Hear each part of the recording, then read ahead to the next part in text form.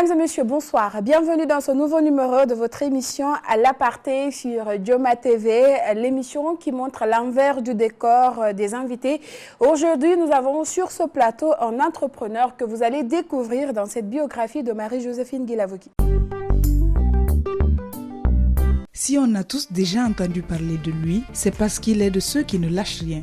Bakary Djabi a fait ses études primaires et secondaires en Guinée avant d'aller en France pour poursuivre sa formation après avoir obtenu son bac. Il est détenteur de plusieurs diplômes, notamment dans le domaine du commerce, des hautes études internationales et politiques à Paris. Bien qu'il soit le fils de l'homme d'affaires Baba Djabi qui a bâti sa fortune au Zaïre, il a bâti sa fortune avec ses propres moyens. Il crée la société guinéenne de business, d'équipement et de construction Sogibek SA qu'il dirige depuis 2014 et qui a pour vocation essentielle d'accompagner les grandes entreprises lors de leur implantation en offrant sa collaboration pour la réalisation d'infrastructures modernes et compétitives. Sogibek, grâce au leadership de son jeune président, contribue efficacement à date à l'essor économique de la Guinée à travers la création d'emplois pour les jeunes. Lauréat de plusieurs prix, notamment le prix d'exception Catala 224 en 2017 dans le secteur privé et le prix du programme accélérateur 2018 de l'APIP Guinée, également primé au grand forum international dénommé Dubai Business Award, tenu le vendredi 9 avril 2021, une plateforme de réflexion, d'échange, de promotion de l'excellence et du tourisme à travers un événement dénommé la plateforme de distinction et d'opportunités d'affaires des grands leaders. Bakary Djabi s'affiche désormais au premier rang du leadership dans le monde des affaires. Le 28 mai 2022 à Paris, la diaspora guinéenne de France lui décerne le prix du meilleur investisseur guinéen. Éduqué dans le respect d'autrui et avec un esprit de solidarité, l'homme est audible, sensible, disponible face aux préoccupations de ses concitoyens. Il est aussi reconnu par ses actions humanitaires et le rôle qu'il joue dans la promotion de la paix et du vivre ensemble, ce qui lui vaut au mois d'octobre dernier sa nomination en tant qu'ambassadeur de la paix universelle par la Fédération internationale pour la paix. Même s'il est discret sur sa vie privée, il est marié et père de 5 enfants. Retour sur ce plateau, Monsieur Bakary Djabi, bonsoir. Bonsoir Diane. Bienvenue dans l'aparté. Merci pour l'invitation. Alors Monsieur Bakary Djabi, vous êtes né à Conakry, dans la commune de Ratoma, où vous avez passé votre cursus scolaire entre Sila Lamine et Koumandian Keita. Quels sont les souvenirs de cette époque qui vous ont le plus marqué? Bon, à l'époque, ce sont les... quand on séchait les cours. Ce sont les moments qui m'ont beaucoup, mes amis à l'époque, à l'école, les profs et tout. C'était des bons moments qu'on a passés. C'était à Sila Lamine ou à Koumandian Keita? Le collège ou le primaire? Bon, le collège, on peut dire. Parce que le là, collège, on était un peu je l'ai passé à âgé. Sila Lamine, puis je suis allé faire le lycée à Koumandian. D'accord. Donc, Et à l'époque, vous étiez un élève studieux ou celui qui se laissait influencer par ses amis? Non, moi j'étais un meneur. Depuis l'école, j'étais un meneur, mais très calme à la maison. On ne pouvait même pas imaginer que j'étais un meneur à l'école et que j'étais l'un des plus grands perturbateurs, l'un des plus grands perturbateurs de l'école. Tellement j'aimais pagailler. Une fois, les cours de philosophie, il y a le prof qui a dit un mot, il a dit l'extrême de la pagaille, l'extrême du désordre, c'est Capharnaüm. Donc, dès qu'il a dit ce mot grec, tout le monde s'est retourné, Bakary Capharnaüm. Donc, j'ai jusqu'à présent ce nom avec des amis d'enfance qui m'appellent Capharnaüm. Voilà. J'allais quand même le mentionner, mais comme vous l'avez dit plus tôt, il n'y a pas de problème. Ah, vous l'avez avant? Oui, je connaissais le surnom et j'allais vous demander comment vous avez eu. Ok, donc ça vient de là-bas. D'accord. Donc, c'était vraiment deux contrastes différents, quoi. Pourquoi? Parce que vous étiez plus à l'aise à l'école ou parce qu'à la maison, le papa était strict, il fallait être droit dans les bottes ou... Non, ça c'était ma vraie nature. Ma vraie nature, c'était à la maison. Je suis quelqu'un de très calme, qui aime être dans son coin. Et aussi, j'ai grandi avec un père qui est très strict et qui n'aimait pas la pagaille, qui n'aimait pas que j'aie de la visite, qui voulait que j'étudie et que je sois à la maison. Donc, malgré que vous étiez perturbateur, vous étiez quand même un élève studieux. Oui, quand même, j'étudiais quand même. Parce que papa était à la maison, hein, il attendait papa les était résultats. à la maison, mais j'ai eu cette chance-là, que quand je suis à l'école, que même avec les pagailles que je faisais, mais j'arrivais à prendre les études au sérieux. Est-ce qu'il est une fois arrivé peut-être à l'école qu'on convoque les parents et puis votre papa vient et Oui, soit étonné? très souvent on m'a convoqué, on m'a renvoyé, mais j'avais un complice, c'était mon grand frère, que j'envoyais tout le temps pour représenter la famille. Et il jouait le jeu très bien. Et c'est comme ça que je me suis en sorti. Alors, M. Bakary Gabi, vous êtes deuxième enfant d'une fratrie de 4 enfants du côté de votre mère. Quels sont vos liens avec les autres membres de votre famille? Vous êtes une famille soudée ou Oui, nous sommes une famille très soudée. Du côté de ma mère, nous sommes 4. Du côté de mon père, nous sommes 11, je crois. Il y a certains qui sont décédés, paix à leur âme. Donc, on a grandi comme ça, soudés. Mon père a toujours voulu qu'il y ait l'esprit de partage, qu'il y ait l'esprit de vivre ensemble, de solidarité. Donc, j'ai grandi comme ça et de générosité. J'ai eu un père qui était très excellent, qui était très, très généreux. D'accord. Et tout vient de là-bas, je crois. Ok. Et pour un jeune qui a passé son cursus scolaire en Guinée, primaire, collège, lycée, et après vous êtes parti en France pour continuer vos études, est-ce que vous avez eu du mal à vous adapter à la vie européenne? Non, je n'ai pas eu du mal parce que dès ma naissance, j'allais très souvent en Europe. D'accord. J'allais toutes les vacances là-bas, donc j'étais déjà habitué à la vie européenne. D'accord. Et après la France, vous êtes allé au Congo? Ou vous êtes revenu en Guinée? La France pour mes études? Oui, parce qu'après vos études en France, vous avez passé un temps au Congo? Non, non, je ne suis pas allé au Congo. Ah, c'est mon père qui a vécu au Congo. Qui a vécu au Congo? Oui, après il est rentré. Moi, je suis né en Guinée. J'ai fait mes études primaires et collège, lycée en Guinée. Ensuite, je suis allé en France. Après la France, je suis revenu en Guinée. D'accord. Et vous êtes détenteur de plusieurs diplômes, notamment dans le domaine du commerce, des hautes études internationales et politiques à Paris. Pourquoi vous n'avez jamais voulu travailler pour une entreprise? Bon, ça vient de l'environnement. L'environnement dans lequel je suis né. J'ai eu un père businessman.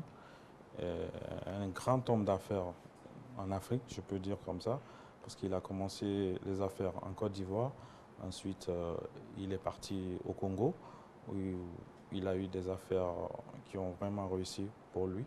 Il a tout eu là-bas. Il a fait 30 ans de vie là-bas. Et quand moi je suis né dans cet environnement-là. Donc, à très jeune âge, il m'a initié. Il m'a amené à l'école. C'est vrai qu'il n'a pas fait l'école. Donc, j'étais un peu son cerveau, son assistant à côté. D'accord. Donc, les dimanches, quand il n'y avait pas de cours, je partais avec lui au bureau. Et des fois, même pendant les cours, et quand il avait besoin de moi, il me disait « Sors et viens me trouver au bureau pour qu'on puisse… Vous étiez le seul enfant qui est parmi la fratrie qui a fait l'école ou bien les autres aussi? Non, on a tous fait l'école. Mais il avait un peu plus confiance en vous, c'était ça? Bon, il avait confiance en tout le monde, mais bon, il avait une particularité avec moi. Il était plus attaché à moi, quoi. Et quelles sont les valeurs que votre père vous a de plus inculquées? Le sérieux, le travail. Et la persévérance. La persévérance. Et vous avez eu à travailler avec lui, au-delà d'être le bras droit du papa, est-ce que vous avez eu à faire des business ensemble ou... Oui, depuis un très jeune âge, à l'âge de, je pense, 8-10 ans, je partais avec lui, j'assistais aux réunions d'affaires avec ses partenaires et j'analysais ses protocoles d'accord. Et quand j'ai fini aussi mes études, je suis rentré. Je travaillais avec lui jusqu'à ce qu'il est décédé. Donc, après, j'ai créé ma société. Donc, ça vous a donné l'envie de faire aussi votre petit truc à côté et disons, de diriger également, parce que vous avez dit que si vous avez déjà commencé avec lui, pourquoi ne pas créer le vôtre? Oui, parce que j'ai commencé avec lui. C'était une entreprise familiale. D'accord. Donc, du coup, je voulais, c'est bien avant sa mort, que j'ai créé l'entreprise. Donc, parce que lui, il était focalisé sur un seul domaine. c'était le domaine de l'équipement militaire. Donc il habillait l'armée et la police guinéenne. Il avait même l'usine militaire au camp Alpha Yaya. Donc moi j'ai voulu diversifier un peu le secteur, c'est-à-dire j'ai créé une entreprise pour évoluer un peu dans les BTP. D'accord. Et étant passionné de musique, de football, pourquoi vous n'avez pas fait l'un des deux? Ou bien c'était juste un rêve de jeune homme à l'époque? Non, c'est une passion. Ok. J'aime bien la musique R&B et la musique mandingue. J'aime bien écouter. Donc on peut dire que c'est quelque chose qu'on fait à côté. Bon, la question sur le surnom vient maintenant, mais comme vous l'avez déjà répondu. Alors selon vos amis, vous êtes un homme qui a toujours de grands rêves et qui s'est donné les moyens pour les réaliser. La preuve, à l'époque, vous avez dit qu'un jour vous allez acheter une voiture de votre rêve. Et c'était une Mercedes Maybach. Et quelques années après, vous l'avez obtenue. C'est bien cela, vous l'avez acheté. C'est ça. Et de toutes vos réalisations, de quoi vous êtes le plus fier? C'est de réussir dans mes activités. C'est de porter là où ma société elle est aujourd'hui. C'est ça ma plus grande fierté. Parce que mon père, il a toujours voulu qu'on réussisse dans la vie. Je pense que je commence à réussir un peu. Voilà. Parce que quand même, il y a vrai que j'ai des grands rêves. Oui. J'ai toujours eu, j'étais très ambitieux, mais des ambitions très mesurées. Et de très tôt, j'aimais faire les affaires. En France, quand je me promenais avec mes amis sur les Champs-Élysées, je disais qu'un jour, j'allais m'acheter une Maybach. C'était ma voiture de rêve. Et qu'un jour, j'allais réussir et j'allais acheter une Maybach. Et vous l'avez fait. Donc, du coup, mes amis m'ont... Tellement j'aimais le répéter, mes amis m'ont surnommé le bac dans sa Maybach. Donc, ce nom aussi est resté sur moi. Et par la grâce de Dieu, j'ai pu m'offrir cette voiture. Ah, félicitations. C'est pas tout le monde qui réalise son rêve. Hein. Par la grâce de Dieu. Et en parlant de votre société, vous êtes président directeur général de Sogibek, et ça, c'est bien cela. Société guinéenne de business, d'équipement et de construction. Et que vous dirigez depuis 2014, si je ne me trompe pas. Et comment disons, quelles sont les activités que Sogibek fait au quotidien? C'est-à-dire dans quoi vous êtes de plus spécialisé? Parce que c'est vrai, les gens, ils entendent Sogibek, ils ne savent vraiment pas dans quoi vous évoluez. Bon, Sogibek, nous évoluons dans les télécommunications. D'accord. C'est-à-dire nous aidons les opérateurs en place à déployer les sites sur le territoire national. C'est-à-dire nous construisons les sites avec les pylônes de 75 ou des mâts et tout. Nous déployons aussi la fibre optique. Nous avons assisté au déploiement de la fibre optique du paquebot national des 4000 km. Nous faisons aussi les BTP, c'est-à-dire les travaux. Nous faisons la construction, nous construisons les bâtiments administratifs, les écoles, les hôpitaux. Nous faisons également les routes. Et tout récemment, nous nous sommes lancés aussi dans les mines, c'est-à-dire nous exploitons dans la région de Boké, nous exploitons une carrière de dolorite et nous fournissons les différentes sociétés minières de la place. Aussi en fourniture, nous fabriquons pour un opérateur en place des antennes qu'ils installent sur les toits et tout. Et nous fournissons ces antennes-là aussi dont nous fabriquons. Donc Sogibek, c'est vraiment beaucoup de choses à la fois. Hein? Oui, nous essayons de faire pas mal de choses qui rapportent. Et comment Sogibek aujourd'hui a pu trouver sa place dans le monde des affaires guinéen, surtout avec un marché très concurrentiel? Bon, c'est le sérieux d'abord. Et nous arrivons à satisfaire nos clients. Grâce à ça, à cette détermination-là, Sogibek a pu avoir une autorité, comme vous le dites, dans le pays. Avoir sa place parmi avoir sa les place, autres c'est le sérieux, c'est une détermination. Le sérieux, nous arrivons à accomplir, à satisfaire nos clients. Sans ça, on ne pouvait pas avoir cette notoriété. Je suis d'avis. Et aujourd'hui, vous avez près de 50 emplois directs ou bien ça a évolué avec le temps? Nous avons à peu près 100 emplois directs et 300 indirects. Et comment vous gérez votre personnel? Ça peut être facile, hein? Bon, le personnel, nous sommes une équipe bien soudée et nous essayons de travailler ensemble, main dans la main, comme une famille. Et je pense que c'est comme ça, l'équipe. on essaye de se donner la main. Pour évoluer ensemble, pour réaliser de grands projets ensemble. Des grands projets, nous rêvons tous de la même manière, nous avons la même détermination, nous avons la même énergie de réussir, quoi. Et vous, est-ce que vous vous décrivez en chef ou en leader? Bon, moi, je suis un leader et le leader, il donne l'exemple. Donc, je suis le premier à donner l'exemple pour que les autres puissent suivre cet exemple-là. Alors, M. Bakary Gabi est-il un chef ou un leader? Ces employés eux-mêmes vont répondre dans cette vidéo. Un témoignage que vous allez suivre, M. Bakary Gabi. Je me nomme Aboubakar Silla. Je suis le responsable administratif et financier de cette entreprise. Mon patron, Bakary Gabi, c'est un jeune comme nous. Le premier avantage de travailler avec lui, c'est ça d'abord, l'âge. C'est un jeune qui est tout le temps auprès de ses travailleurs.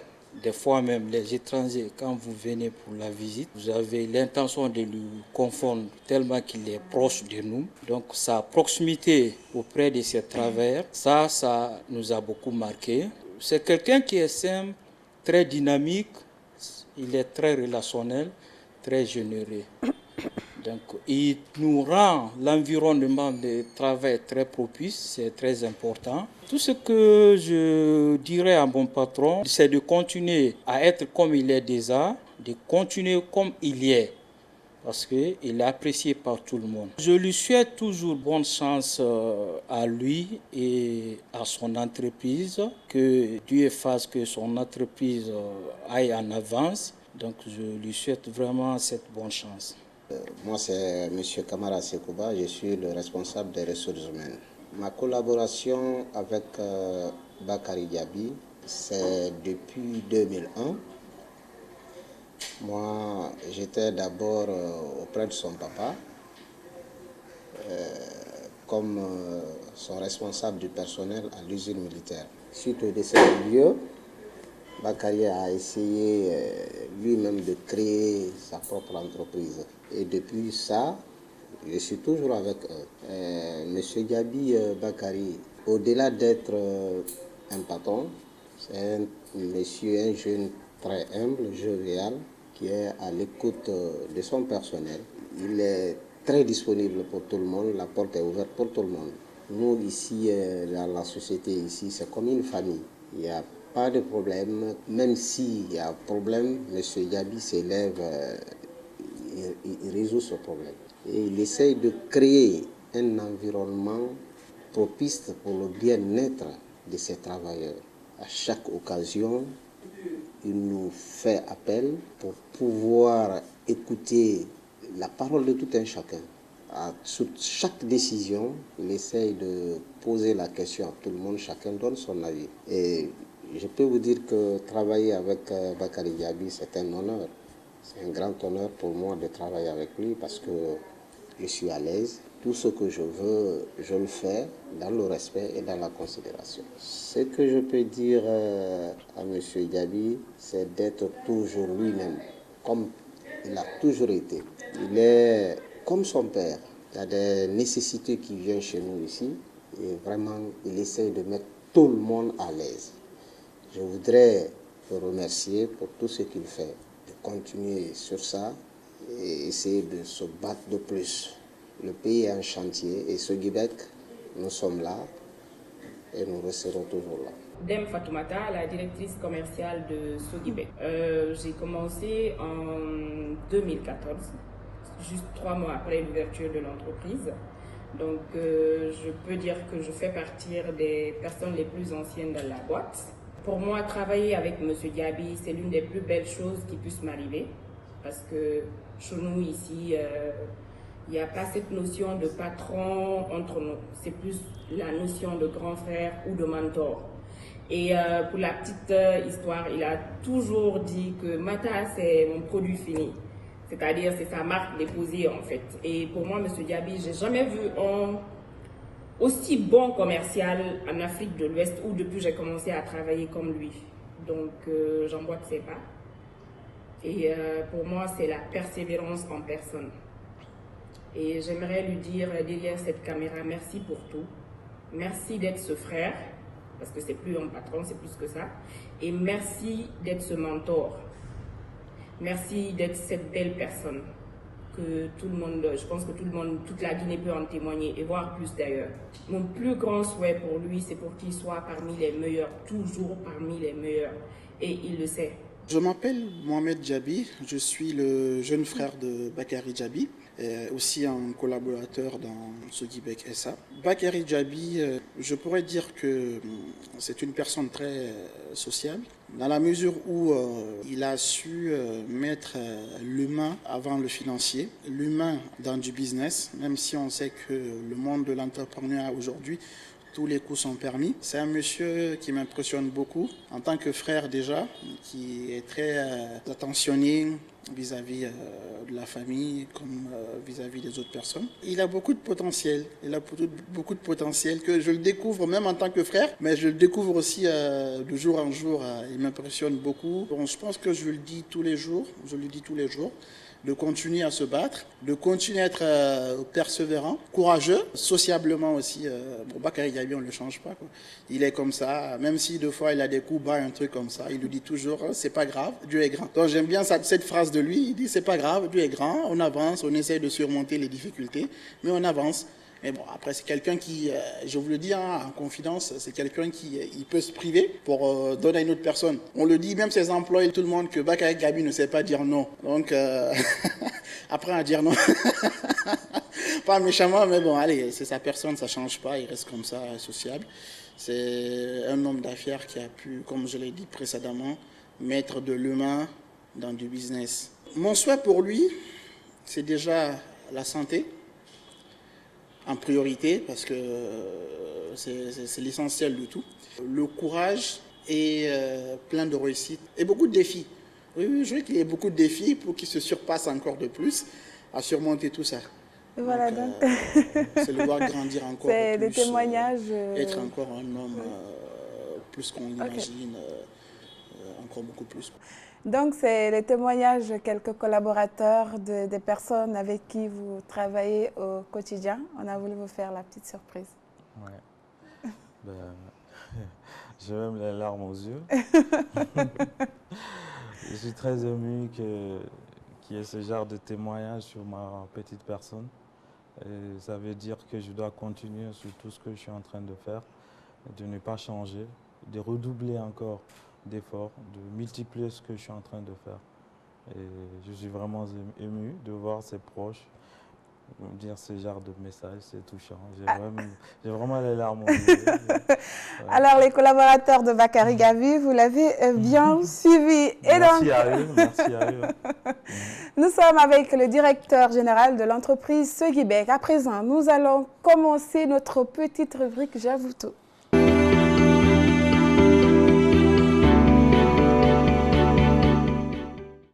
Merci de nous suivre sur Dioma TV dans votre émission à l'aparté avec M. Bakary Djabi, président directeur général de l'entreprise Sogibek. À présent, M. Djabi, vous allez approcher cette boîte de vous. Je vais vous aider. D'accord. Voilà, on va l'ouvrir. Et vous allez prendre 5 questions. Vous pouvez mélanger, c'est comme vous voulez. Vous les lisez à haute voix. Parce qu'il ne faut pas me piéger. Donc, je vais bien mélanger. Et puis, vous répondez. Je prends un an. C'est comme vous voulez, mais en tout cas, vous allez répondre à 5. Ok.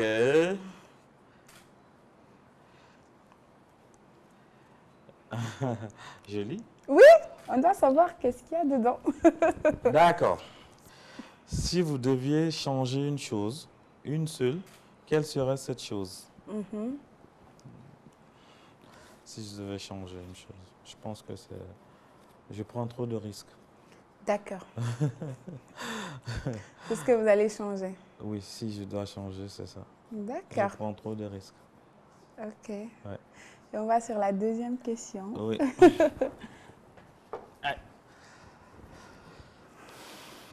Qui a rédigé ces questions? Ça doit être Sarata. Ah, ok. Ok. Avez-vous perdu un être cher? Si oui, comment vous l'avez surmonté?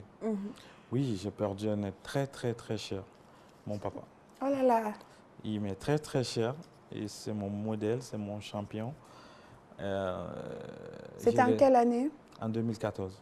La même année de création de l'entreprise, c'est-à-dire 3 mois après, il est décédé. Et je l'ai surmonté difficilement. Pendant 1 an, je ne me retrouvais pas. Parce que j'étais très proche de mon père. Et je l'aimais beaucoup et il m'aimait beaucoup. Et votre souhait, c'était qu'il voie quand même Sogui Bec comme ça aujourd'hui? Il était très soucieux de mon avenir. Il était trop présent. Il voulait vraiment que je réussisse. Et je pense que c'est pour ça qu'il m'a rapproché très tôt avec lui pour me cadrer. Et j'ai passé 1 an dans des moments très difficiles. Je ne dormais pas très bien. Je n'arrêtais pas de penser à lui. Oh là là. Donc c'est ça. Surtout qu'il est décédé dans mes mains. Encore? Encore, oh là là. Voilà. Désolée. C'est la vie, c'est comme ça. Ouais, on est appelé à tous partir. Donc je ferai tout pour qu'il soit fier de moi, de là où il est. Inch'Allah. Inch'Allah. Alors on va avec la 3e question.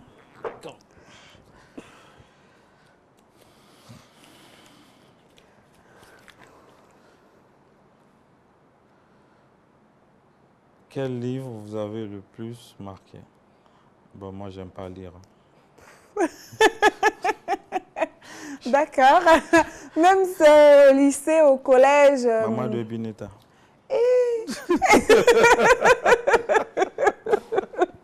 Ok, il n'y a pas de problème. On prend la 4e question.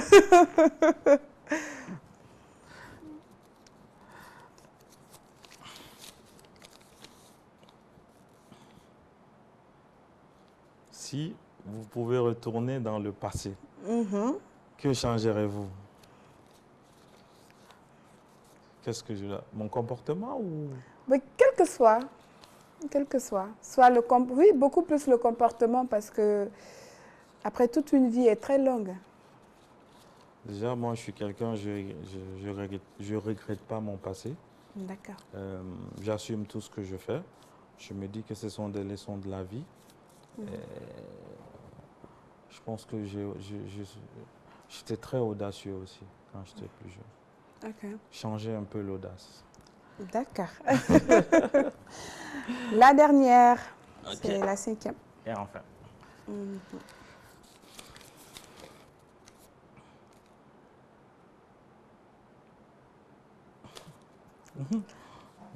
Quelle a été votre plus grande bêtise? C'était qu'à le mur. C'est de me faire renvoyer de l'école. Ah là là. Ouais. Je pense que c'est quand même une bêtise. Une bêtise, ouais. Merci donc d'avoir répondu à ces questions pour détendre l'atmosphère. Et nous, on va continuer avec notre questionnaire. Alors, M. Bakary Gabi, pourquoi vous parlez très rarement de votre famille à vous, votre famille que vous avez fondée, pas du papa et de la maman? Ah, vous parlez de ma petite famille? Oui, votre petite famille. Ma femme, mes enfants. Parce que c'est très rare qu'on vous entend en parler. Je pense que ma petite famille, c'est mon bonheur. Je passe toute ma vie à travailler, à me battre. C'est primo pour eux, pour qu'ils soient heureux, comme j'ai été dans mon enfance. Et je pense que je ne mélange pas les deux. Ma vie de tous les jours et ma vie familiale. Ce sont 2 mondes qui sont différents. Donc vous êtes le type de père ou le type de mari qui finit très tôt, qui rentre rejoindre la famille? Moi, je suis quelqu'un, après le boulot, je rentre à la maison. Mais bon, j'ai pas assez le temps parce que l'heure à laquelle je rentre, ça trouve que mes enfants, ils dorment. Et souvent, les week-ends, je suis parti en voyage, soit à l'intérieur ou à l'extérieur du pays. Donc, je n'ai pas malheureusement assez de temps pour ma petite famille. Mais je pense que c'est le métier qui fait ça. Le métier d'homme d'affaires n'est pas facile. Parce qu'on n'a même pas le temps pour soi-même. Voilà. Ouais, je suis d'accord. Et Monsieur Gabi, vous êtes un homme qui fait toujours parler son cœur. L'un de vos collaborateurs l'a fait savoir dans la vidéo et dans la vie courante, on l'entend souvent, Bakary Gabi par-ci. Merci Bakary Gabi, vous êtes audible, vous êtes sensible. vous êtes disponible face aux préoccupations de tout un chacun. Alors pourquoi toute cette générosité? Bon, ce n'est pas une générosité programmée ou préméditée, c'est très spontané. Je suis né comme ça, je suis né avec ce cœur.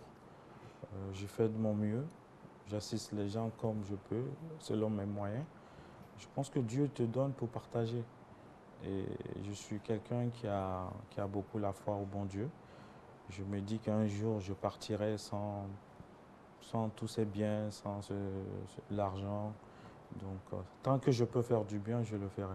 Et j'ai vu mon père aussi être très généreux dans sa vie. C'est tout à fait naturel. Vous ne forcez pas, je ne force pas, c'est spontané, c'est comme ça. Je fais de façon très naturelle. Et alors, Monsieur Gabi, aujourd'hui, il y a beaucoup de jeunes entrepreneurs qui suivent cette émission. Quel conseil vous donnez à ces jeunes qui veulent se lancer dans l'entrepreneuriat? Bon, déjà, je les encourage à se lancer dans l'entrepreneuriat parce que l'entrepreneuriat, déjà, c'est un secteur. Si tu veux t'offrir ce que tu veux, c'est dans l'entrepreneuriat. Ce n'est pas être fonctionnaire, parce que là, tu as un salaire fixe. Mais si, comme moi, quelqu'un qui aime la belle vie, qui aime les bonnes choses, j'ai préféré aussi, c'est ce qui aussi m'a attiré dans l'entrepreneuriat, à me lancer dedans. Donc, je les encourage déjà. C'est un métier qui n'est pas du tout facile. Il n'est pas facile, mais bon, le résultat est très bénéfique. Et est-ce que depuis que vous avez commencé de 2014 à 2022, qu'est-ce qui vous a de plus marqué depuis que vous avez commencé à entreprendre? Marqué, c'est-à-dire? Oui, marqué négativement, surtout. À mes débuts, j'ai eu des difficultés d'accès au marché. J'ai eu des difficultés d'accès au financement.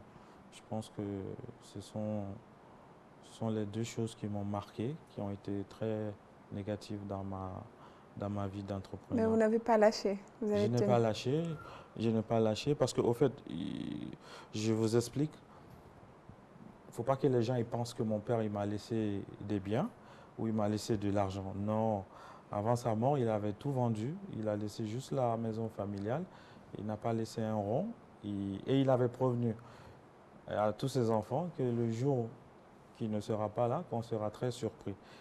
Parce que chacun va se débrouiller et chacun sera avec la bénédiction et l'éducation qu'il a laissée. Parce qu'il avait vu un peu avec ses amis les problèmes d'héritage et il n'a pas voulu que ce genre de scène se répète lui après sa mort. Donc du coup, il ne nous a pas laissé. Moi, quand il est décédé, je n'avais rien, il n'avait rien laissé. Je me suis débrouillé avec 0 franc et arrivé là où je suis aujourd'hui. Et à part vous, dans la famille, est-ce qu'il y a d'autres personnes aussi qui ont excellé, surtout dans l'entrepreneuriat? Oui, je pense que vous devez connaître mon grand frère Amadou Diaby, qui est un homme d'affaires aussi, international, qui a été vice-président de la Fédération guinéenne. Et ça, beaucoup n'ont pas cette information. Voilà, donc c'est mon grand frère aussi. Okay. Et j'ai d'autres frères aussi qui se débrouillent bien. Et il y a un autre qui s'appelle Abbas Diaby, qui est imprimeur à Conakry ici. Donc, je pense chacun a créé son petit business, chacun se bat comme il peut. Et c'est une fierté quand même de voir des frères comme ça, tout le monde se débrouiller et tout le monde gagner son petit pain. Machallah. Alors nous sommes allés fouiller dans vos archives, Monsieur Gabi. Nous avons eu quelques photos de vous que vous allez regarder, nous dire où ces photos ont été prises. Ah, vous serez choqués. Sérieux? Là, vous allez défiler, il y a d'autres photos aussi. Par photo? Oui, mais vous dites d'abord là où celle-ci a été prise. Elle a été prise en 2010 à Reims. D'accord. Voilà. Je suis avec mon ami d'enfance, mon actuel collaborateur DGA, Mahmoud Kamara. Mais je ne me rappelle pas où elle a été prise. Ça remonte à très longtemps. Non, pas très longtemps. Je pense que ça doit être en 2011. Ok. 2011. D'accord. Ouais. C'est au centre-ville de Reims en 2010. D'accord. Bon, on m'a dit que c'était à Freetown, hein, à Sierra Leone. Parce que là, vous étiez très jeune, tout petit. Pas jeune, tout petit. J'étais un bébé, là. Ça, c'était à Paris. OK. Mais je pense que c'était en 2011. Ça, c'était en 2008 à Reims, avec mes amis, lors d'une soirée africaine. D'accord. Ouais. Donc, vous avez beaucoup de souvenirs de Reims? Oui, j'ai vécu 4 ans, 5 ans à Reims. OK. OK, bon, je pense à Paris, à Paris, oui, en 2011. C'est fini. D'accord. Donc, ce sont des photos que nous sommes allés fouiller. Alors, Monsieur Bakary Gabi, à part Swiggyback, est-ce que vous avez d'autres projets en cours? Oui, actuellement, nous sommes en train de nous exporter en Côte d'Ivoire et aussi au Congo, en RDC. Vous retournez à la source. Ouais, il y a mon frère déjà qui est là-bas. D'accord. Et aussi, j'ai été reçu par le président congolais, son Excellence Tshisekedi, qui m'a dit que j'étais chez moi et que je pouvais venir et que les portes du Congo sont grandement ouvertes pour moi. Et Swiggyback va toujours continuer dans les mêmes activités dans ces pays également? Oui, c'est notre cœur de métier. Nous allons toujours continuer dans ce même rôle. D'accord. Merci beaucoup d'avoir accepté notre invitation et surtout d'avoir participé à cette émission, Monsieur Bakary Gabi. Merci, Diane. Ça a été un grand plaisir. On espère vous retrouver très bientôt et dans de très bonnes conditions. Merci à vous. Bonne soirée. Merci donc à vous d'avoir suivi cette émission du début jusqu'à la fin. Vous pouvez la retrouver en podcast sur notre chaîne YouTube Dioma TV dans la playlist L'Aparté, mais également sur notre page Facebook L'Aparté-Dioma TV. Merci à toute l'équipe de la réalisation, merci à l'équipe technique et surtout merci à Sarata Fofana qui m'a aidé à réaliser cette émission. Merci à vous et j'espère vous retrouver très bientôt. Au revoir.